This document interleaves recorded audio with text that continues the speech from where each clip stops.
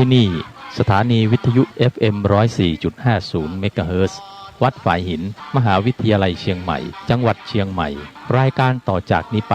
ขอเชิญท่านผู้ฟังทุกท่านเข้าสู่รายการดีมีคุณค่าน่าติดตามรายการเกษตรเพื่อชีวิตดำเนินรายการโดยกลุ่มรักเกษตรประสานงานโดยนายพิชัยคงพิทักษ์คณะเกษตรมหาวิทยาลัยเชียงใหม่หมายเลขโทรศัพท์053944030ขอเชิญทุกท่านติดตามรับฟังได้ณบัดนี้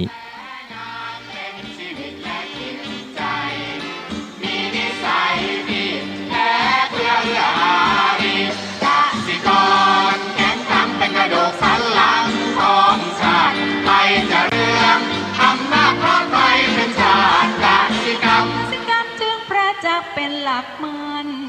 อาชีพสำคัญผู้ไทยวิไลศรีใครจะเก็บใครจะแข็งแรงทวี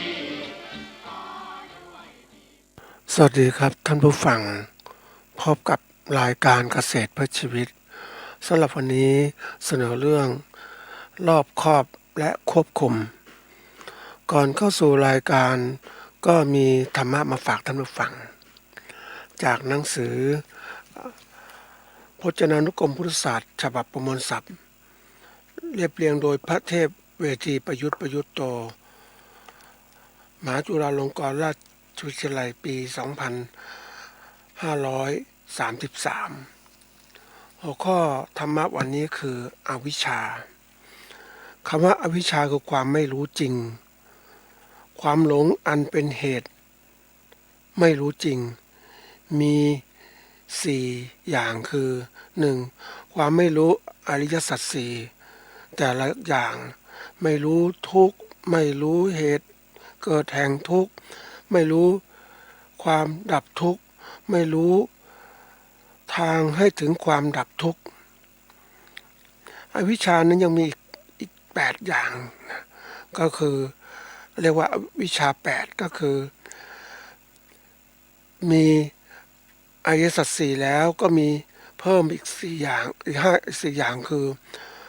ไม่รู้อดีตไม่รู้อนาคตไม่รู้ทั้งอดีตทั้งอนาคตไม่รู้ปฏิจจสมุปบาทปฏิจจสมุปบาทนั้นนะแปลว่าการอาศัยเกิดขึ้นของกันและกันนะคือกระบวนการเกิดขึ้นและการดับไปแห่งทุกข์นะที่มีเหตุปัจจัยต่างๆปรุงแต่งและอาศัยกันและกันจึงเกิดขึ้น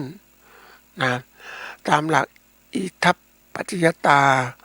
เมื่อกำจัดเหตุปัจจัยบางอย่างเสียได้ย่อมทำให้ธรรมนั้นไม่ครบองค์หรือขาดสมดุลที่จะประชุมปรุงแต่งขึ้นมาได้นะอันนี้ก็จะไม่เกิดขึ้นแต่เมื่อไรก็ตามมีเหตุปัจจัยประชุมพร้อมกันปรุงแต่งก็จะเกิดขึ้นเรียกว่าธรรม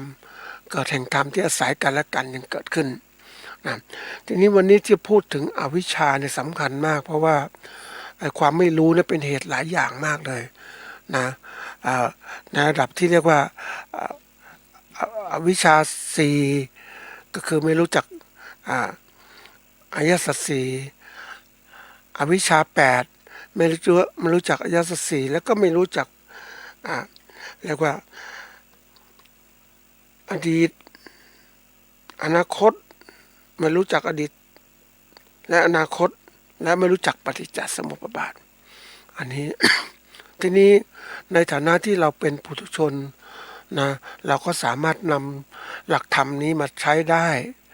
นะเอามาใช้ในการจัดการกับชีวิตของเราการดำเนินชีวิตของเรานั้นทำอย่างไรให้เรานั้นประสบความสำเร็จหรือมีความแล้วก็มีความสุขเราสามารถจัดการได้ระดับก็เรียกว่า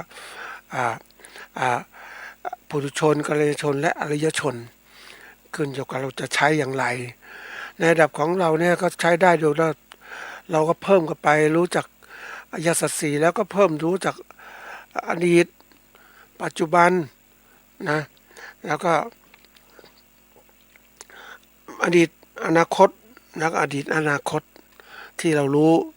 ทั้งหมดก็รวมอยู่ที่ปัจจุบันนั่นแหละเรามาใช้การประกอบการ ทีนี้เราเองเนี่ยในฐานะที่เรานั้นเป็นผู้ประกอบการเกษตร เราจำเป็นอย่างยิ่งที่จะต้องรู้ทั้งอดีตและอนาคตที่เราจะมุ่งหมายไปนี่ปัจจุบันจะทำยังไงไปถึงอนาคตก็ต้องคอยอาศัยข้อมูลจากอดีตเราทำอย่างไรได้ก็จะท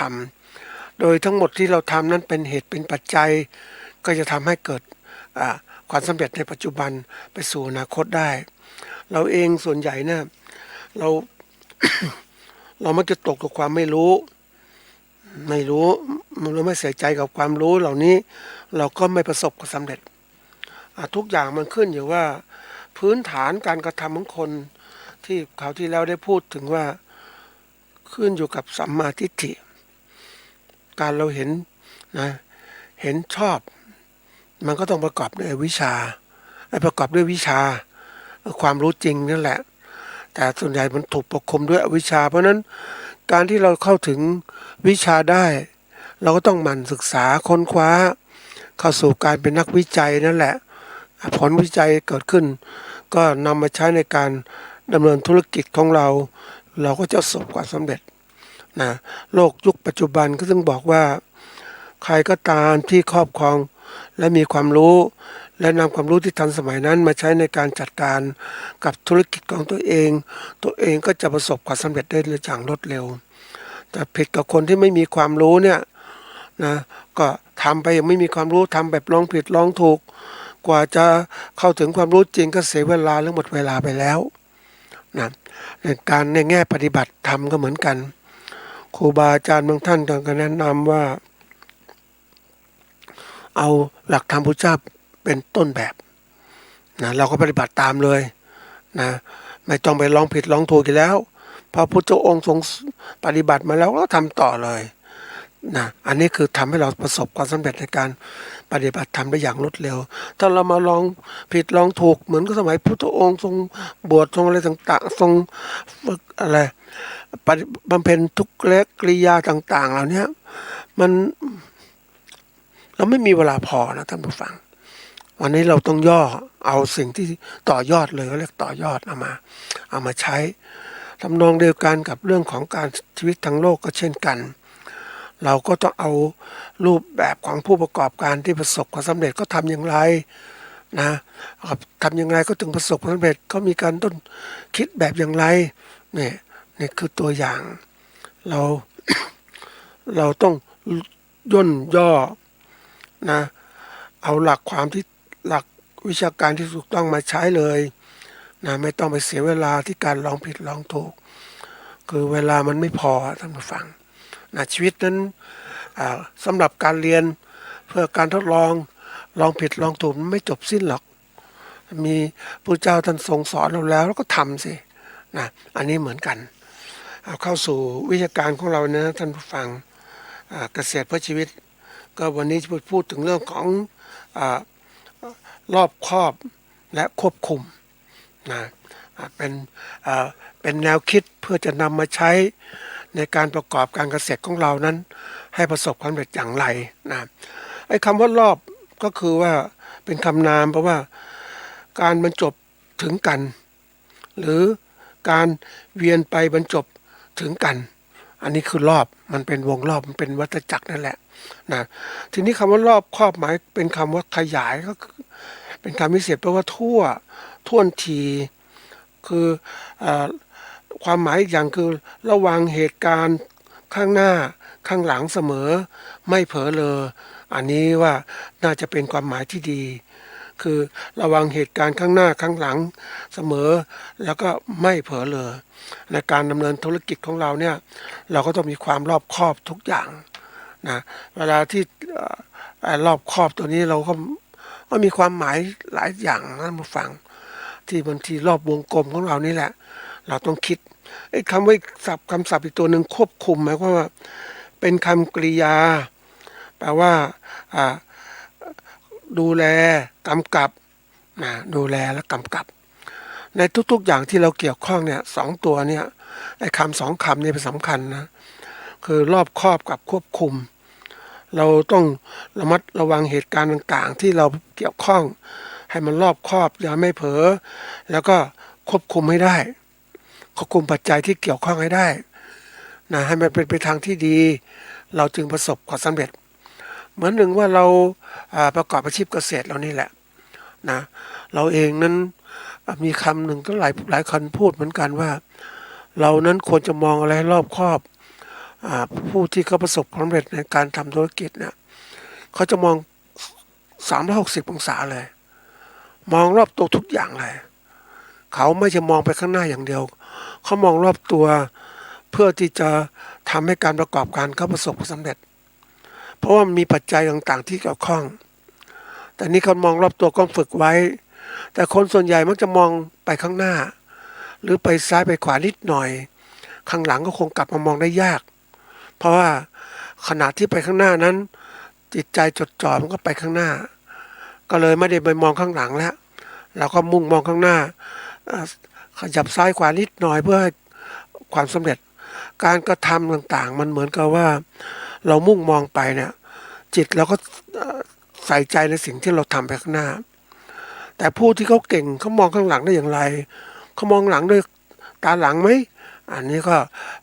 แต่เขาไม่มีตาหลังเนี่ยแต่เขามองด้วยความสามัญสำนึกเขาการกระทำที่รอบคอบมันครอบคลุมหมดแล้วมองไปข้างหน้าก็สามารถจะมองข้างหน้ามองข้างขวาข้างซ้ายข้างขวามันก็สามารถคิดถึงข้างหลังได้โดยไม่ต้องหันหลังไปก็ได้นะก็สามารถคำนวณได้ทีนี้คนเราเนี่ยเวลาทำธุรกิจหรือการประกอบการเกษตรของเรานั้นส่วนใหญ่เราจะมองไปข้างหน้านี่แหละเรามองไปข้างหน้าด้วยความคิด ของเราเองว่าเราอยากจะประสบความสำเร็จเราก็ทำไปในสิ่งที่เราทำนั่นแหละนะทำไปนั่นนะทำไปนั่นนะจิตใจก็จดจ่อลึกลงไปเราลึกลงไปเพราะเราต้องการเอาชนะสิ่งที่เรา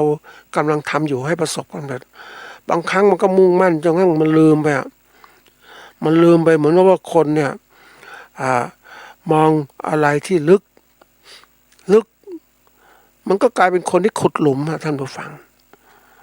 ขุดหลุมเจาะลึกในเรื่องใดเรื่องหนึ่งเมื่อขุดหลุมก็ไม่สามารถศึกษาเรื่องอื่นได้อย่างรอบคอบมันก็ขุดหลุมไปมันก็ลึกลงไปเรื่อยๆมันกลายเป็นคนที่เจาะลึกเรื่องใดเรื่องหนึ่งเปรียบอย่างเช่นคนที่ขุดพลอยนะก็อยากจะได้พลอยมากๆก็ขุดลึกลงไปหลุมก็ลึกลงไปอีกก็มุ่งมองที่จะเอาพลอยให้ได้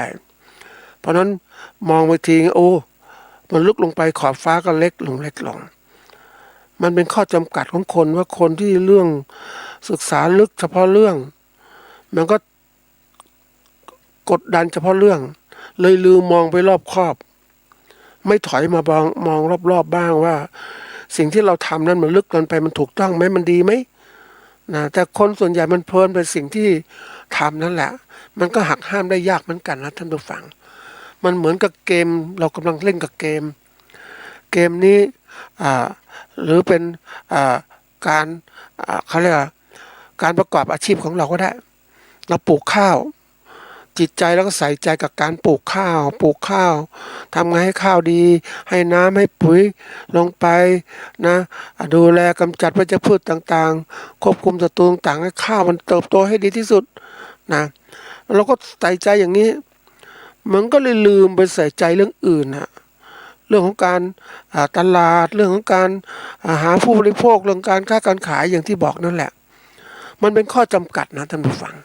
อย่างการคิดของเกษตรกรก็มุ่งการปลูกพืชเลี้ยงสัตว์ก็คิดอยู่เท่านั้นน่ะทำไงปลูกให้มันได้ดีซะก่อนแล้วก็เอามาขายคือมองเฉพาะเรื่องซะก่อนทำให้ได้ดี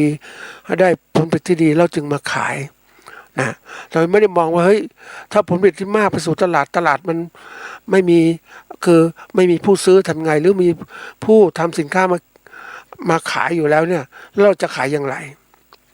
อย่างที่บอกว่ามันเป็นข้อจำกัดก็คนเราเนี่ยถ้าไม่รู้จักแบ่งความคิดเนี่ยมันจะจมปลักในสิ่งที่ตัวเองทำโลกมันก็แคบลงเพราะฉะนั้นการจัดการเอาชีวิตรอดของการประกอบการเกษตรมันก็จะเลยไม่รอดเพราะมันคิดเฉพาะเรื่องนั่นเองนะในฐานะที่เราเป็นนัก ต่อสู้หรือนักประกอบการเกษตรเนี่ยเป็นผู้ประกอบการเนี่ยเราต้องคิดรอบคอบ คิดถึงการผลิตและการตลาด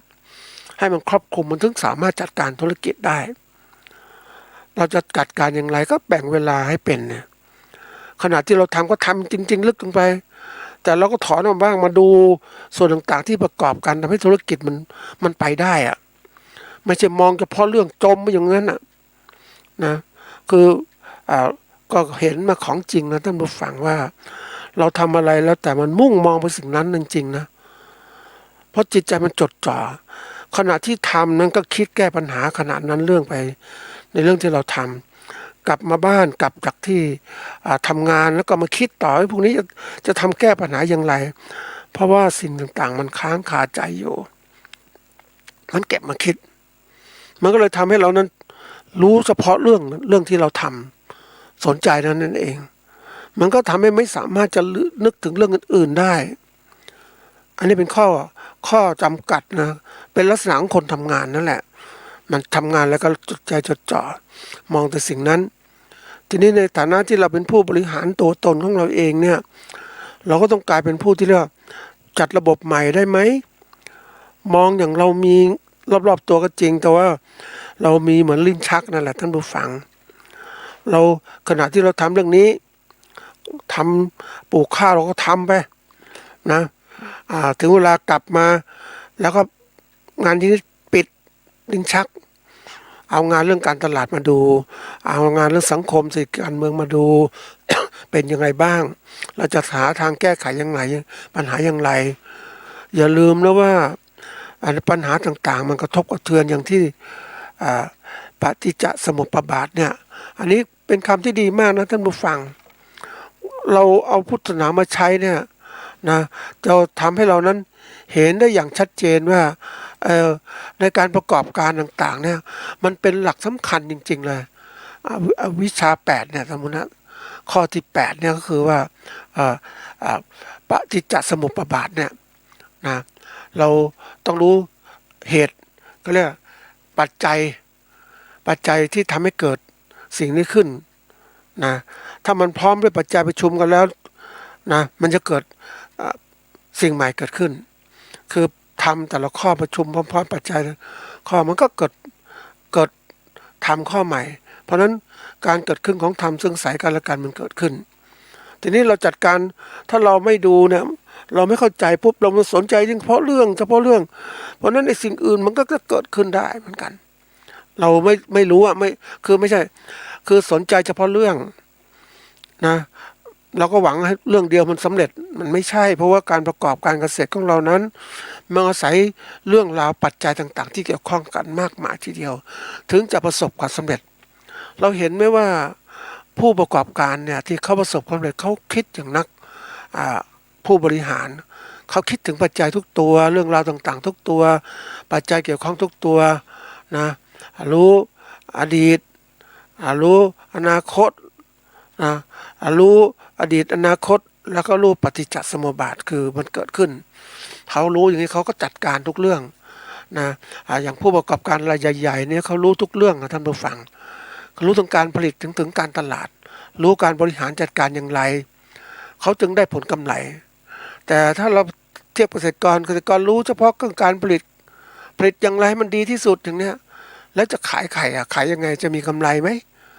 เพราะฉะนั้นวันนี้ต้องใช้ระบบที่เรียกว่าการบริหารแบบลิ้นชักเรื่องแต่ละเรื่องจริงๆชีวิตของคนเรานั้นชีวิตของการประกอบการเกษตรเหล่านั้นเนี่ยมันเกี่ยวข้องทุกเรื่องก็เกี่ยวข้องกับตัวเราเกี่ยวข้องกับการประกอบการของเราเรื่องของการผลิต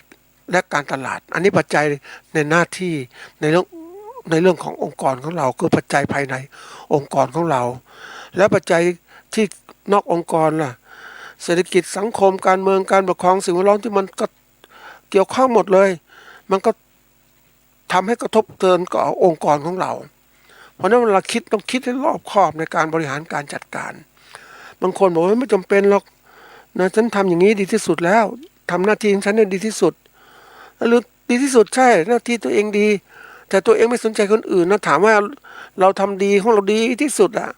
รวยที่สุดใน ชุมชนนะถามว่ารอบๆเรายากจนนะเป็นโจรทั้งหมดแล้วเราจะอยู่ได้ไหม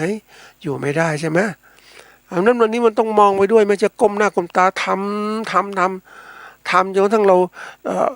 ทำงานสำเร็จของเราการผลิตของเราสำเร็จแต่ถามว่าเอามาขายได้กำไรไม่ได้กำไรเพราะฉะนั้นเวลามองเนี่ยเราต้องคิดถึงการที่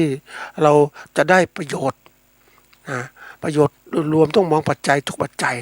อันนี้คือระบบที่เรียกว่าการมองแบบครบรอบตัว360องศานั่นแหละนะเราถึงจะประสบความสำเร็จนะอย่างตัวอย่างนะท่านผู้ฟังเรื่องอันนี้เรื่องจริงนะก็เป็นข่าวมาในการพัฒนาของภาครัฐนะพัฒนาภาครัฐเนี่ยเขาก็มีกำหนดนโยบายไว้8นโยบายมูลค่าเนี่ยนโยบายต่างๆตัวเขามาช่วยเกษตรกรนะภาครัฐมาช่วยเกษตรกรในการที่จะทำยังไงให้เกษตรกรนั้นมีรายได้เพิ่มขึ้นเขาทำมาเรื่องทั้งหมดอยู่8เรื่อง8นโยบายอันนี้มีคนศึกษานโยบายต่างๆเขาเอา8นโยบายแรกนโยบายสาธารณะคือสิ่งที่รัฐกำหนดขึ้นว่าจะช่วยเกษตรกรอย่างไรแล้วก็ทำขึ้นมามีความหลากหลายต่อการที่จะทำให้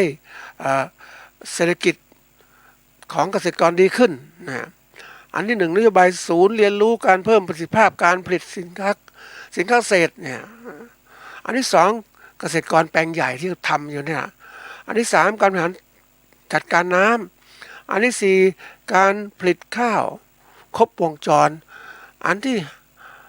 6zoning by agriculture แบบก็คือแบ่งเขตการเกษตรอันที่6อันที่5เมื่อกี้อันที่6ก็คือธนาคารสินค้าเกษตรอันที่7มาตรฐานสินค้าเกษตร GAP นะแล้วก็เกษตรอินทรีย์แล้วก็8ก็คือโครงการส่งเสริมเกษตรทฤษฎีใหม่อันนี้ก็ทำมาทั้งหมดแล้วนะท่านผู้ฟังนี่คือตัวอย่างเวลาคนคิดจะคิดผู้ทำจะคิดเฉพาะด้านว่าทำอย่างนี้จะเกษตรกรจะดีขึ้นก็ลงเอาเงินมาใส่เต็มที่เลยว่าจะพัฒนาต่างๆทำให้เกษตรกรดีขึ้นโดยงบประมาณเยอะแยะนะครับแล้วก็มีการสรุปผลมาอันนี้ฝ่ายวิจัยเขาสรุปมาว่ามูลค่าผลกระทบทั้ง8นโยบายเนี่ยเป็นเงินทั้งหมดเนี่ย186,806.25 ล้านบาทต่อปีนะแล้วก็อันนี้ต่อปีนะแล้วเมื่อนำมาหักงบประมาณที่ใช้จ่ายตลอด3ปี8นโยบายเนี่ยนะงบทั้งหมดนี่แหละนะสามารถสร้างมูลค่าผลกระทบเชิงบวกรวม 106,908 ล้านบาทต่อปีนะทั้งหมดจะพบว่านะผลที่เกิดขึ้นจากนโยบายเนี่ยนะเราก็จะเห็นว่ามันได้น้อยลงทุนไป8,800,000ได้มาแค่ล้านเท่านั้นเองล้านกว่าบาทต่อปีมันคุ้มไหมเขาก็วิเคราะห์มันไม่คุ้มเห็นไหมมันไม่คุ้มเนี่ย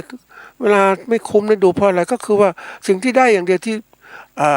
เขาเรียกว่าให้ผลได้ก็คือเกิดขึ้นจากนโยบายเนี่ยคือการบริหารจัดการน้ำเท่านั้นที่สามารถให้มูลค่าเพิ่มขึ้นได้นโยบายอื่นไม่สามารถสร้างผลกระทบให้เกิดขึ้นกับเกษตรกรเลยเกษตรกรยังขาดทุนและเป็นหนี้อีกเห็นไหมอันนี้คือการคิดนะการคิดต่างๆเนี่ยเวลาเราคิดเนี่ยอันนี้ภาครัฐเขาคิดนะเขาทำอย่างนี้ขึ้นมาแล้วก็มีการวิเคราะห์ความสำเร็จของโครงการเป็นอย่างนโยบายเป็นอย่างไรเวลาเราทำงานเราก็มองว่าอันนี้มองจากภาพใหญ่ๆนะท่านผู้ฟังเวลาเราคิดเราก็คิดว่ามองอย่างนี้ที่เรานโยบายจริงๆแล้วเนี่ยนะมันไม่ครบวงจรนะท่านผู้ฟังนโยบายทั้งหมดเนี่ยมันไม่ครบวงจรนะบริหารจัดการน้ำก็เนี่ยเอาน้ำไปใช้ให้เกิดประโยชน์ก็เห็นชัดเจนแต่ต้นทุนมันต่ำน้ำมันต่ำใช่ไหมนี่การผลิตข้าวครบวงจรผลิตครบวงจรแต่ไม่มีตลาดใช่ไหมเห็นไหมนั่นมันตัวอย่างสำคัญไอ้เกษตรกรแปลงใหญ่ก็ผลิตอย่างเดียวแล้วถามว่าตลาดหาได้ไหมเมื่อไม่มีโครงการตลาดก็ไม่อยู่แล้วตลาดไปไม่ได้ เพราะอะไรก็คือว่าการมองแต่ละอย่างมันมองทีละส่วนละส่วนมันไม่มีการเชื่อมต่อ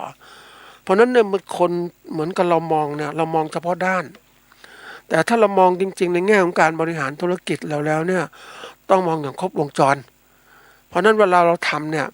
เราเองเวลาเราคิดทำอะไรแล้วแต่เวลานั้นเราต้องดูว่าอัตราส่วนของ BC ratio เป็นอย่างไร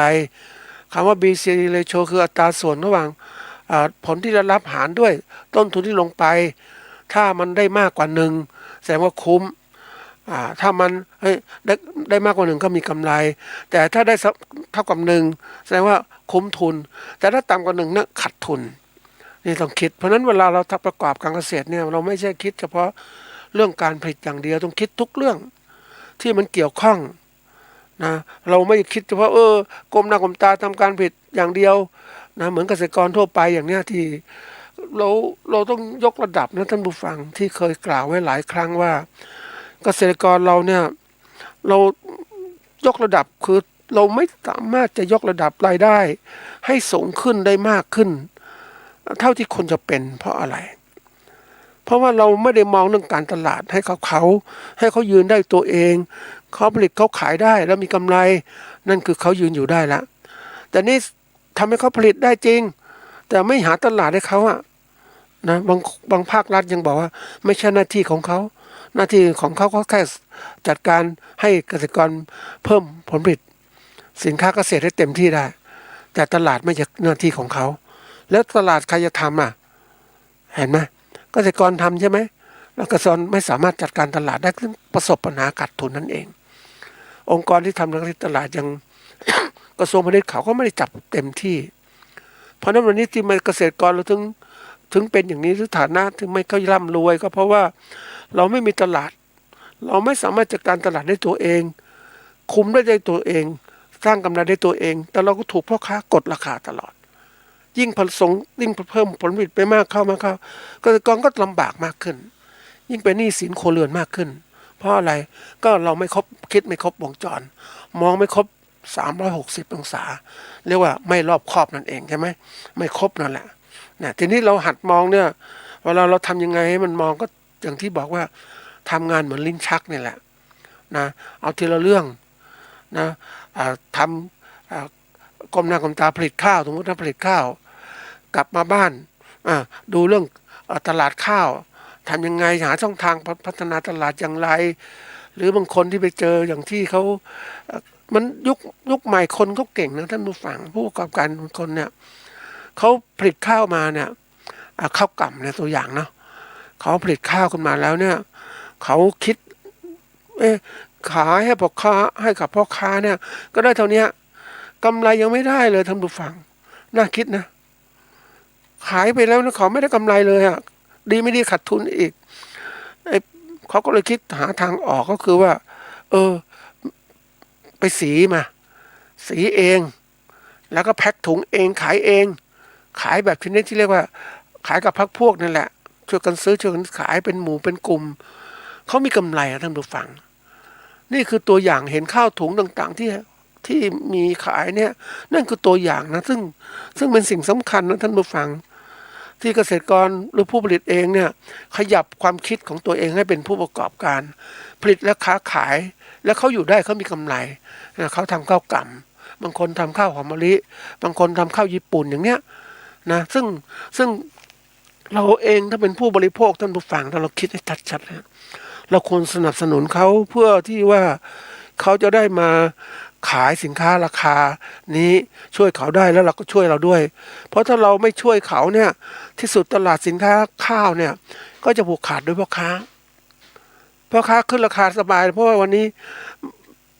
ผู้ประกอบการเล็กๆไม่มีแล้วไม่มีใครทำข้าวถุงมาขายเพราะนั้นวันนี้ต้องซื้อข้าวถุงอย่างเนี้ยนี่คือตัวอย่างนะแต่ทีนี้จะข้าวถุงจะขยายมากขึ้นอย่างไรผู้บริโภคต้องช่วยแล้วก็ในเดียวกันเนี่ยผู้ประกอบการเองที่ผลิตข้าวถุงต้องพยายามหาตลาดให้มั่นคงมากกว่านี้หาตลาดภายนอกด้วยหลายเรื่องชนตลาดแบบชนิดที่เรียกว่าe-marketing หรือประเภทที่เรียกว่าเครือข่าย e-marketing ซึ่งเดี๋ยวนี้ระบบการตลาดก็ทันสมัยนะท่านผู้ฟังเขาเป็นตลาดสินค้าออนไลน์นี่แหละ แต่เขามีให้ผลกำไรกับผู้ที่นำผู้ซื้อเข้ามาเป็นสมาชิกซื้อสินค้าออนไลน์เพราะฉะนั้นคนที่นำมาก็จะได้ผลกำไรที่เจ้าของเครือข่ายเจ้าของFacebook นั้นเจ้าของไลน์พวกของตลาดดิจิตอลมาร์เก็ตติ้งเนี่ยจัดสรรให้กับผู้ที่นำเอาลูกค้าเข้ามาเป็นสมาชิกซื้อสินค้าเพราะนั้นจะเป็นระบบเครือข่ายซึ่งมันเกิดขึ้นมานานแล้วมันเกิดขึ้นมากับการค้าทั่วไปนะที่มีการค้าแบบเครือข่ายแต่เดี๋ยวนี้มันเข้าไปในเครือข่ายทางตลาดดิจิตอลซึ่งตัวสำคัญนะทำให้การค้าที่ดีขึ้นอันนี้เรื่องใหญ่นะท่านผู้ฟังถ้าเราจับได้ก็ทำนะอันนี้เป็นเรื่องของการที่เรามองอย่างรอบคอบเวลาทำอะไรแล้วแต่ต้องมองให้ครบอย่างนี้อันนี้เป็นเกษตรกรควรจะมองแต่ภาครัฐเองก็ทำงานเฉพาะหน้าที่ตัวเองและที่สุดเราเห็นไหมว่าทำแล้วไม่คุ้มเนี่ยขาดทุนอย่างเนี้ยเห็นไหมนี่คือตัวบอกนะท่านผู้ฟังเวลาคิดอะไรก็ตามเนี่ยมันถูกจำกัดนะภาครัฐจำกัดบทบาทหน้าที่ตัวเองเฉพาะด้านไม่สามารถจะมองได้ครบทั้งหมดแหละหรือมองครบก็ไม่สามารถจะทำได้เพราะว่ามันเกินขอบข่ายหน้าที่เขานะอันนี้คำว่ารอบคอบเนี่ยเป็นสิ่งสำคัญนะท่านผู้ฟังว่าเราเองเนี่ยเราจะต้องเป็นตัวเองต้องมีความรอบคอบในทุกเรื่องในสิ่งที่เราจะทำเกษตรกรยุคใหม่นั้นต้องเป็นเกษตรกรที่มีคุณภาพต้องพยายามคิดไม่ใช่คิดแบบเดิมๆทำเดิมๆเหมือนกับที่เดิมแต่ก่อนแล้วผลิตเพื่อกินที่เหลือไว้ขายหรือเกษตรเอาทฤษฎีนู้นทฤษฎีมาใช้มันไม่สำเร็จท่านผู้ฟังเอามาใช้ก็แค่เป็นเพื่อตัวเองอยู่ได้นิดหน่อยแต่อยู่ได้ไม่นานหรอกเพราะอะไรเพราะว่าไอ้คลื่นของการพัฒนาเนี่ยมันจะถมทับผู้ที่ไม่พัฒนาจำไว้เสมอนะท่านผู้ฟังคลื่นที่พัฒนาเนี่ยคือกลุ่มคนที่พัฒนาแล้วผู้ประกอบการธุรกิจที่พัฒนาแล้วมันจะถมทับคลื่นที่ไม่พัฒนาหรือผู้บุคคลที่ไม่พัฒนาต่างๆด้วยระบบสมัยใหม่มันทับไปหมดเลยในที่สุดก็ผู้ประกอบการเกษตรก็ตายหมดไม่ใช่ผู้ประกอบการเกษตรกรก็ตายหมดอยู่ไม่ได้เพราะเจอคลื่นแห่งธุรกิจขึ้นที่ว่าผู้ประกอบการเกษตรยุคใหม่ที่เขามีการพัฒนาเทคโนโลยีต่างๆที่ทันสมัยมาแย่งตลาดสินค้าเกษตรหมดแล้วนะแล้วเกษตรกรจะทำอย่างไรอันนี้เป็นสิ่งน่าคิดนะท่านผู้ฟังเราเองต้องหัดคิดเพราะนั้นทำไมเราไปดูของพวกของ World Agriculture ในประเทศที่ประเทศอุตสาหกรรมด้านการเกษตรเรียกว่าประกอบการเกษตรแบบอุตสาหกรรมแล้วใหญ่โตเนี่ยทำไมเขาขยับการผลิตของเขาเป็นแบบอุตสาหกรรมนะแล้วมีตลาดมีอะไรพร้อมมันทุกอย่างมันคิดแบบอุตสาหกรรมทำขนาดใหญ่ต้นทุนจำนวนต่ำแล้วก็มีตลาดของตัวเองทุกอย่างเขาอยู่ได้เห็นไหมนี่มันเป็นอย่างนี้แล้วเราเล็กๆจะอยู่ยังไงอ่ะวันหนึ่งข้างหน้าเขาก็มาแย่งตลาดเราแล้วทำอย่างไรล่ะอันนี้ต้องคิดแล้วนะนะครับทีนี้อันนี้คือมองอย่างรอบคอบนะให้เราต้องคิดรอบคอบไปเป็นการประกอบการจึงจะไปได้นะถ้าเราคิดไม่รอบคอบก็จะลำบากนะอันนี้ตัวที่หนึ่งที่ฝากไว้ตัวที่สองเนี่ยคำว่าครอบคลุมเนี่ยครอบคลุมแปลว่ากำกับดูแลทีนี้เราครอบคลุมอะไรได้บ้างล่ะ เราจะไปได้ดีเราต้องมีอำนาจในการควบคุมนะควบคุมอะไรล่ะควบคุมปัจจัยการประกอบการเกษตรของเราให้ได้นะควบคุมให้เป็นได้ไหมอย่างปัจจัยประกอบการเกษตรของเราเนี่ยนะที่ดินทุนแรงงานการประกอบการหรือว่าจะพูดแยกเฉพาะส่วนก็ได้ปุ๋ยยาฆ่าแมลงพันธุ์พืชต่างๆวันนี้เราควบคุมได้ไหมเรายังควบคุมไม่ได้เลยแล้วควบคุมไม่ได้เราจะเป็นอิสระภาพอย่างไรล่ะเราควบคุมได้คือสามารถที่เราจะสามารถมีอำนาจในการต่อรองการซื้อนะซื้อในต้นทุนที่ต่ำนะแล้วก็สามารถที่จะมีอำนาจในการผลิตให้เป็นตัวของตัวเอง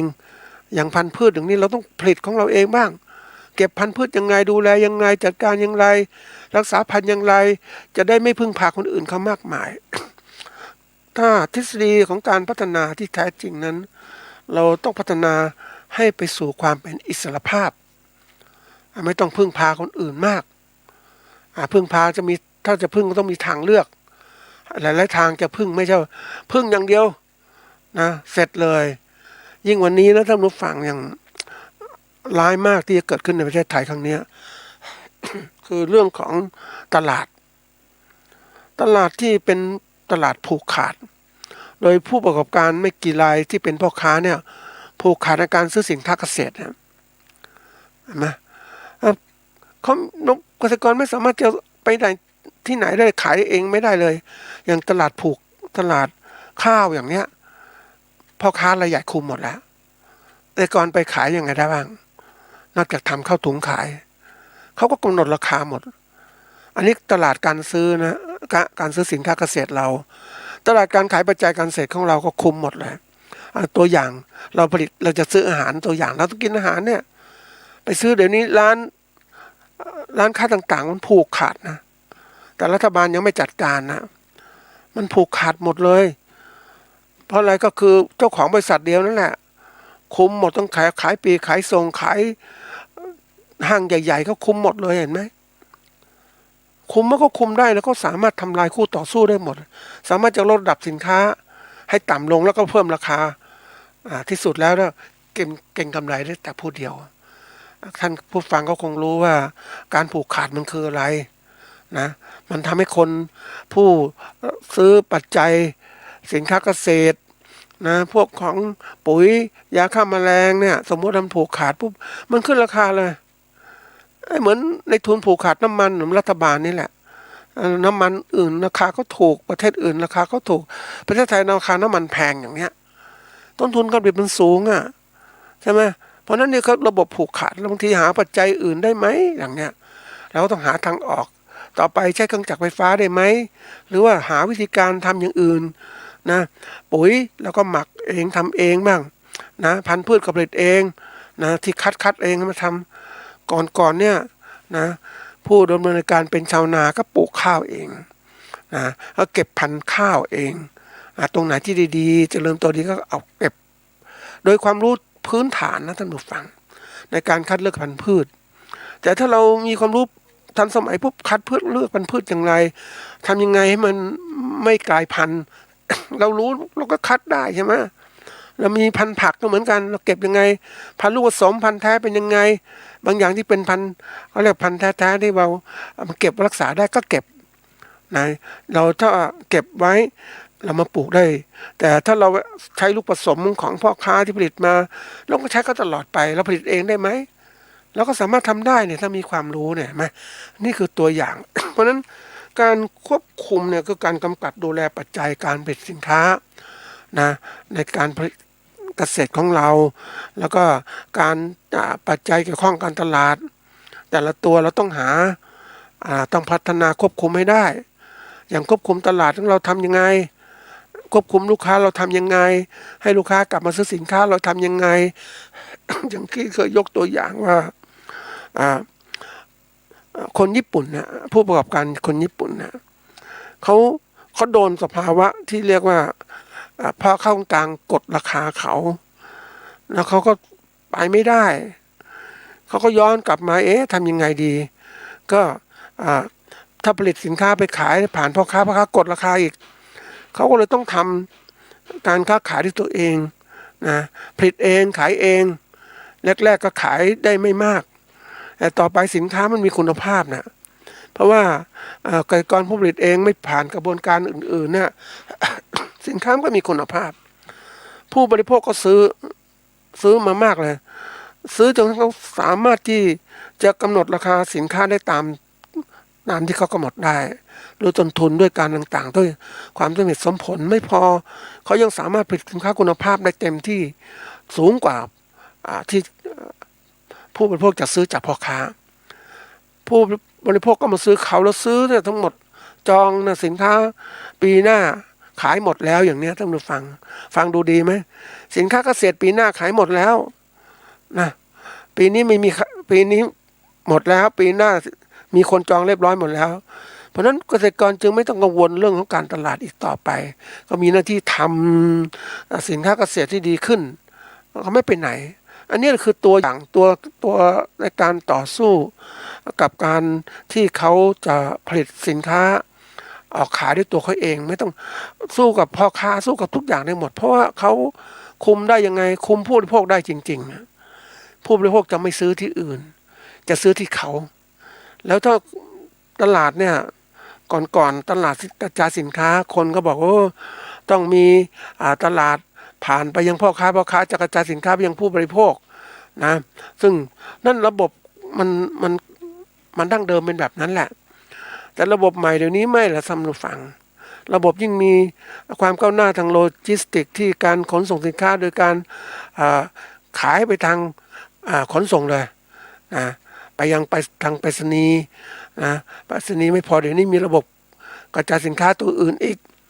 สินค้าเกษตรบางตัวในปัจจุบันเนี่ยค้าขายทางผ่านทางพวกของบริการโลจิสติกต่างๆเร็วมากเลยสามารถถึงผู้บริโภคได้อย่างที่ไปได้ดูของต่างประเทศเนี่ย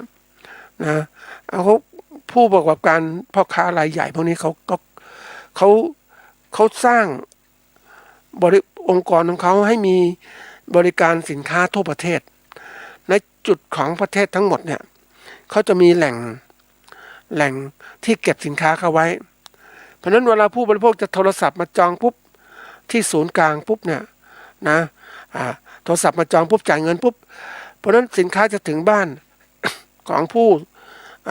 ผู้สั่งเลยภายใน24 ชั่วโมงเท่านั้นทั่วประเทศเลยท่านผู้ฟังอันนี้ระบบที่เขาทำมานานเป็น10 ปีแล้วเนี่ย20 ปีแล้วเนี่ยของเรามีแล้วตอนนี้ก็คือว่าส่งผ่านเราเป็นผู้ผลิตก็ส่งผ่านไปยังบริษัทโลจิสติกต่างๆไปรษณีย์บ้างอะไรบ้างมันจะเร็วท่านผู้ฟังไม่ต้องขายในท้องตลาดละเรามีหน้าที่ส่งอย่างนี้ถ้าเราเปิดโอกาสในการโฆษณาสินค้าผ่านทาง Facebook อะไรต่างๆนะคนก็จะเข้ามาดูสินค้าเราออกมาไหลอย่างไรบางทีถ้าเรามีคุณภาพสินค้าดีๆปุ๊บเนี่ยก็มาเปิดการสั่งจองเพราะสินค้าเกษตรมันออกมาเป็นเขาเรียกตามเวลาที่กำหนดนะอย่างลำไยอย่างเนี้ยทำยังไงลำไยคุณภาพทำยังไงอินทรีย์ยังไงนะสั่งจองยังไงนะเริ่มทำเราอาจจะต้องแตกแยกคือไม่เหมือนคนอื่นเขาบ้างเพราะเราทำเหมือนคนอื่นเกษตรกรส่วนใหญ่ก็มักจะคิดตามๆกันนะเราไม่มีคิดแปลกนะคิดตามๆกันมันง่ายดีผลิตลำไยมาได้ก็ขายเขียวหรือขายกับพ่อค้าไปจบ คือลดภาระไปไม่ต้องวุ่นวายแต่ถ้าเราหวังกันไว้ราคาปุ๊บมันต้องทำเองไปเจอเกษตรกรคนหนึ่งก็ทำเองนะท่านผู้ฟังเขาพูดลำไยต้นเราเป็นหมื่นนะมีผลิตลำไยพักพวกสั่งมาส่งราคานี้หมดเลยนะเขาทำได้จริงๆท่านผู้ฟังเพราะว่าอะไรก็คือว่าเขามีความสามารถทางการตลาดคนก็ซื้อเขาก็มีกำไรนะอันนี้เป็นตัวอย่างเพราะนั้นเราก็ทำทุกเกษตรสินค้าทุกตัวได้ก็ทำเลยเพื่อเราจะได้อยู่รอดไม่ใช่ว่าเราหวังให้เป็นพึ่งคนอื่นเขาคนอื่นก็เลยคุมเราเลยเหมือนวันนี้เราพึ่งพาความคิดความอ่านจากคนอื่น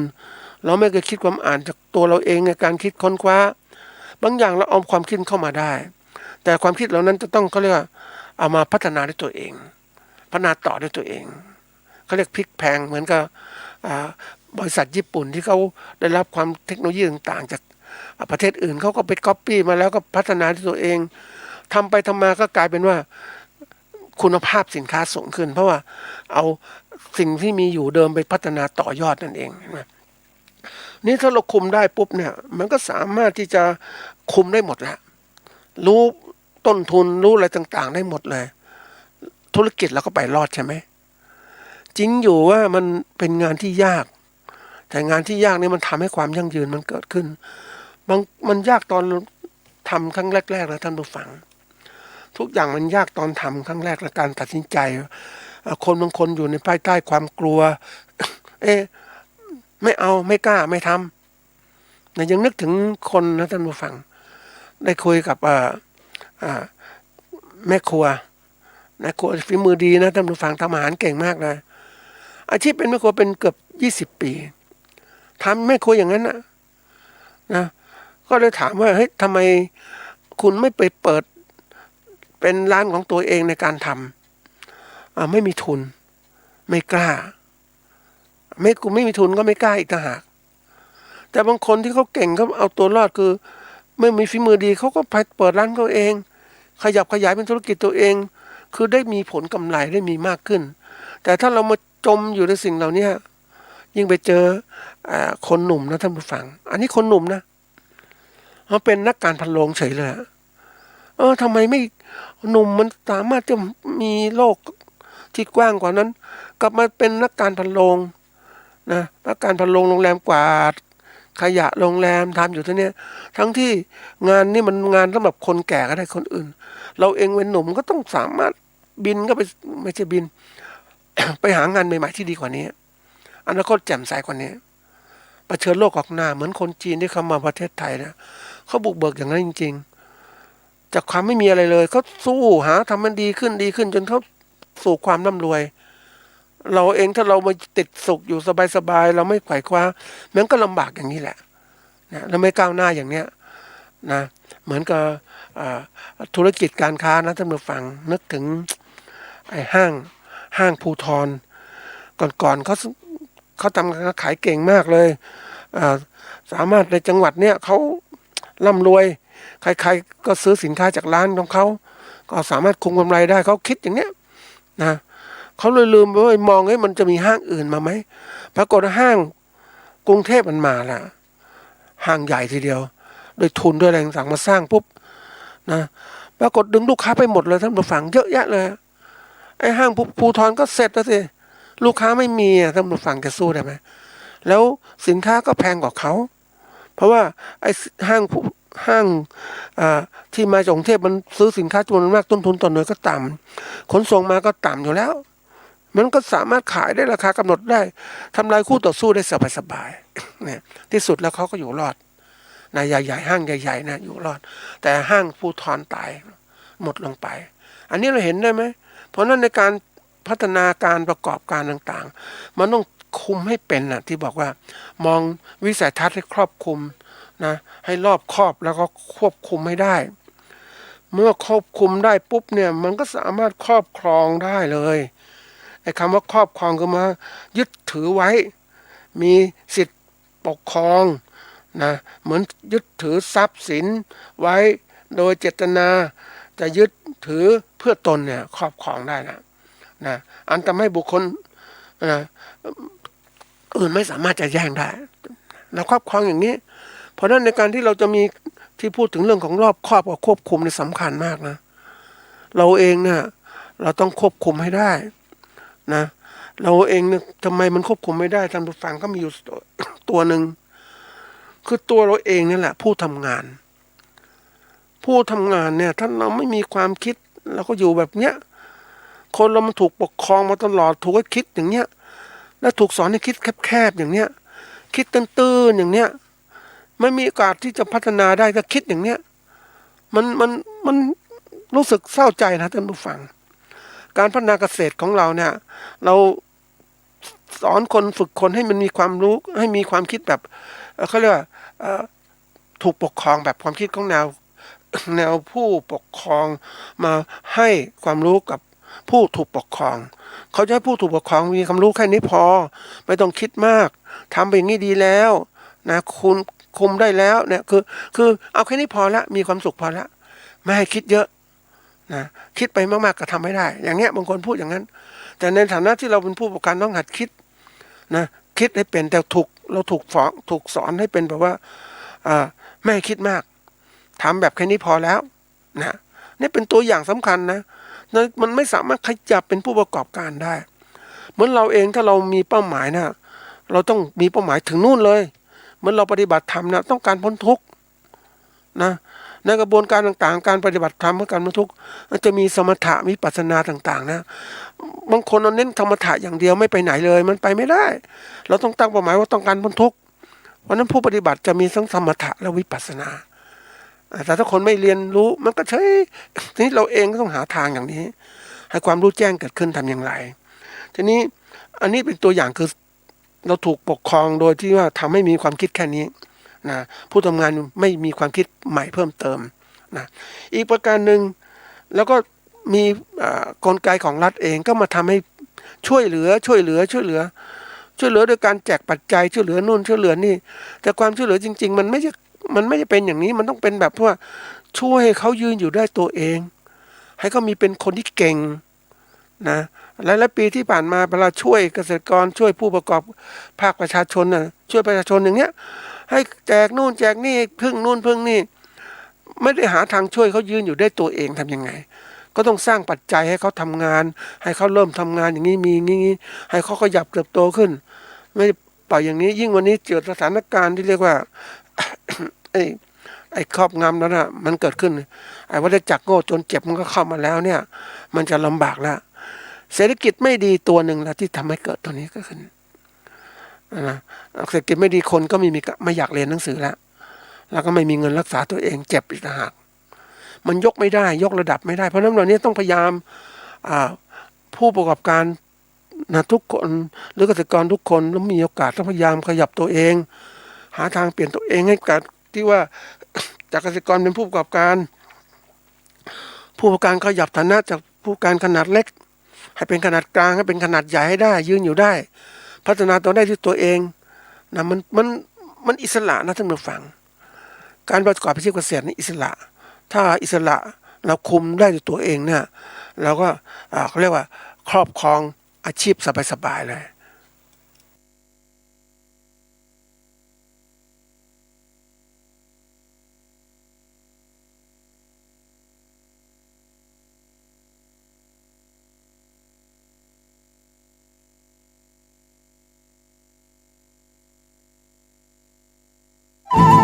ที่จบไปแล้วนั้นเป็นรายการเกษตรเพื่อชีวิต